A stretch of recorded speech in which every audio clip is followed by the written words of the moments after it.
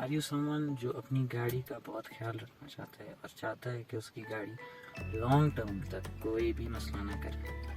अगर आप चाहते हैं कि आपकी गाड़ी लॉन्ग टर्म तक आपको कोई मसला ना दे और अच्छे से चल जाए, तो ये वीडियो आपके लिए। Today I am going to tell you 5 things जो आपकी गाड़ी को डैमेज करती है और आपको पता भी नहीं चलता। So this my name is Saad. You're watching this video from sketch की कहानियाँ या sketch stories या my YouTube channel Sadullah Hasani से। तो आज मैं आपको 5 ऐसी चीज़ें बताऊँगा जो आपकी गाड़ी को डैमेज करती हैं जिनका आपको पता भी नहीं होगा। So first of all the thing जो आपकी गाड़ी को डैमेज करती है और आपको पता भी नहीं चलता वो है कि अगर आपकी गाड़ी ऑटोमेटिक गाड़ी है या मैनुअल है, जो भी है, तो उसकी जो गियर है उस पर अगर आप हाथ रखते हैं तो वो आपकी गाड़ी के गियर्स को डैमेज करता है। हाउ? वो इस तरह कि जो गियर स्टिक है वो कनेक्टेड होती है सिलेक्टर फोक से, जो कि डिज़ाइन हुआ है ये गाड़ी की गियर स्टिक पे हाथ रखते हैं ज़्यादा देर तक तो वो प्रेशर देगा सिलेक्टर फोक पे, which will eventually damage the gears inside your car. तो अगर आप चाहते हैं कि आपकी गाड़ी के गियर्स में कभी कोई मसला ना है, ट्रांसमिशन बिल्कुल ठीक रहे आपकी गाड़ी की, तो अपने गाड़ी के गियर पे हाथ ना रखें, स्टैंड पे रखें आप, क्योंकि स्टैंड पे ही रखने होते हैं। तो ये तो एक चीज़ होगी। बाकी अगर आपकी गाड़ी मैनुअल है तो उसमें गियर्स आपके हाथ में होते हैं कि भाई फर्स्ट गियर, थर्ड गियर, आपकी मर्जी से गियर चेंज होते हैं।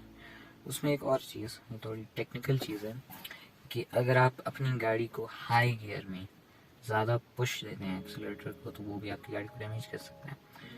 फॉर एग्जांपल अगर आप 80 स्पीड पे जा रहे हैं और आपकी गाड़ी 5th गियर में है या 6th गियर में है और अगर आप उस पर फुल एक्सीलरेटर देते हैं तो आपकी गाड़ी को डैमेज करेगा।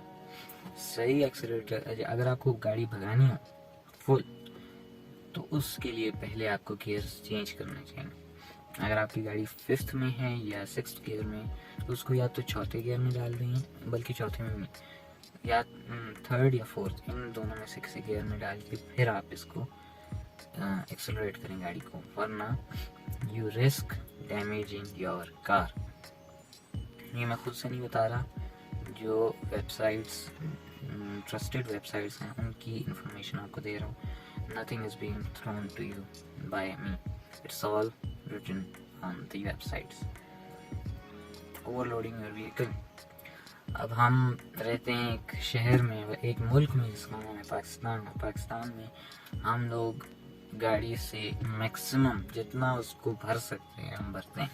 ये यहाँ का रिवाज है, आई डोंट नो। यहाँ के लोगों को गाड़ी भी ऐसी चाहिए जो ऑफ रोडिंग भी करती हो, ऑन रोडिंग भी अच्छी परफॉर्मेंस देती हो और सामान भी उठाए। तो भाई अगर आप गाड़ी को ओवरलोड करेंगे तो ऑफ कोर्स गाड़ी के इंजन पे प्रेशर आएगा, गाड़ी के जो स्प्रिंग्स होते हैं, जो सस्पेंशन होती है उस पर प्रेशर आएगा, and you risk damaging your car suspension और द इनर फ्रेम जो होता है, जो मेटल का बना हुआ होता है, titanium metal, I don't know, लेकिन होता मेटल का, उसको भी आप डैमेज कर सकते हैं। Because the greater the weight, the more strain you're placing on the brakes, suspension and drive train. अब drive train क्या है भाई? drive train होती है आपकी गाड़ी के इंजन से कनेक्ट, नहीं इंजन से नहीं, ट्रांसमिशन से कनेक्ट होती है और आपकी गाड़ी के व्हील्स में जाके लगती है और वही आपकी गाड़ी के व्हील्स को चलाती है। तो जब उस पर प्रेशर आएगा, so of course you will put more pressure on it and you will risk the damage of damaging your car's drivetrain, suspension, brakes को भी आप डैमेज कर सकते हैं। ब्रेक्स पर प्रेशर, जितना ज़्यादा प्रेशर गाड़ी पे आएगा जब आप ब्रेक लगाएंगे तो उतना ही प्रेशर ब्रेक्स पे भी आएगा, क्योंकि they have a greater load which they have to stop. तो ये आपके सामने ब्रेक्स भी डैमेज हो सकती हैं, सस्पेंशन भी डैमेज होती है और ड्राइव ट्रेन भी होती है। बाकी एक और चीज़ जो ज़्यादातर आई थिंक बहुत जल्दी में होते हैं लोग, वो करते हैं कि shifting from drive to reverse before stopping. ये तो हम सबको ही पता है कि गियर हम उस वक्त चेंज करते हैं जब गाड़ी एक कंप्लीट स्टॉप पे आती है। if you change the gears without coming to a full stop, you risk the damage. You risk damaging your car's transmission. Okay, the box is designed to. The automatic gearbox is designed to shift gears while the brakes are on. ठीक है, तो जब breaks लगी होंगी, गाड़ी एक complete stop पे होगी, तभी आपको ब्रेक्स मारनी है. अदरवाइज तभी आपको गियर्स चेंज करना है. Sorry for that. Otherwise you know, it's just risking your car's transmission. Hitting pothole and speed bumps. इस पे मैं आवाम को तो ब्लेम कर नहीं सकता, लेकिन स्पीड ब्रेकर्स पे और जो खड्डे वड्डे होते हैं उनसे बचा के रखें गाड़ी को. ख़ासकर जो नई गाड़ियाँ आ रही हैं, सभी पर करोला, उनके आपने नोट किया होगा, उनके रिम्स बड़े होते हैं, टायर्स थोड़े होते थिन होते हैं. थिन मतलब उनकी लंबाई कम होती है.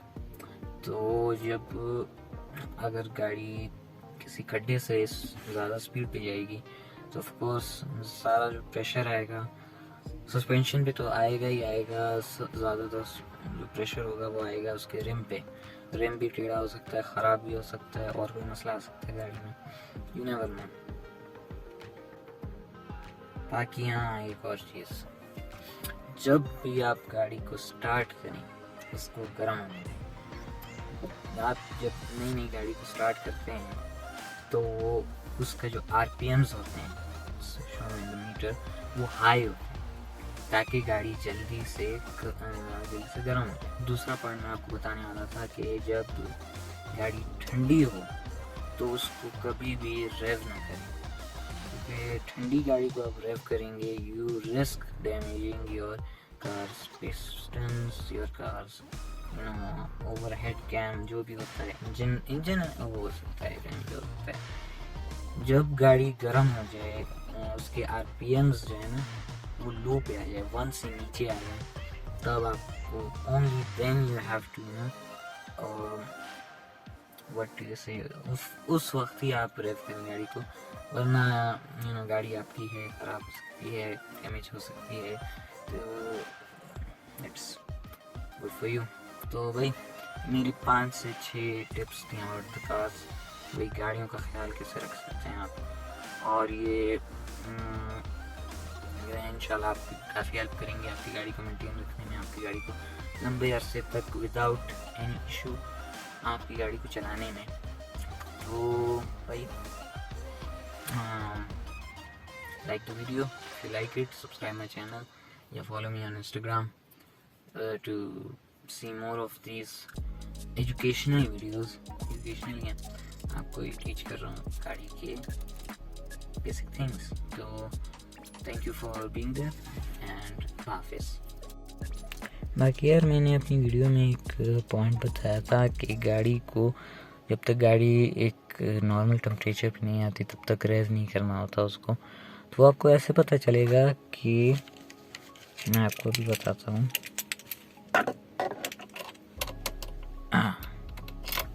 ये जो RPMs आप देख रहे हैं ना, ये वाले से जब गाड़ी ठंडी होती है तो ये 1 से ऊपर होती है, 1.5 पे होती है, 1.5 से थोड़ा नीचे होती है. तो ये जब तक ये सुई जो है वो 1 तक नहीं आती ना, तब तक आप रेव ना करें गाड़ी को. और बाकी ये टेम्परेचर की भी आपको मिल जाती है, ये सुई आपको बताती है कि कितना टेम्परेचर है, तो आप इससे भी हेल्प ले सकते हैं. तो दिस इज